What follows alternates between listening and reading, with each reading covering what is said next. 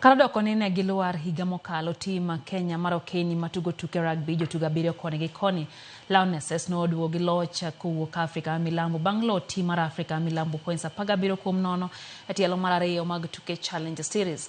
Kocha mar Lionesses Dennis Mwanja nopuo timno kuom tugo makare kendo lero ni bedo ni Kenya notieko thuolo mokwongo biro miyo gi thuolo mar yudo timbe ma ok tek e tielo mar biro.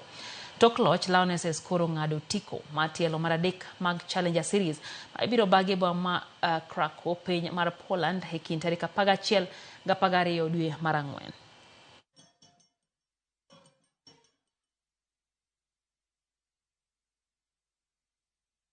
We have been wanting to qualify, and this is us preparing for the HSBC. We fell short last year, but this year the girls decided to play. We are here to win everything. Having won the two tournaments puts us in a prime position for the last leg in Poland. The first 4 teams qualify.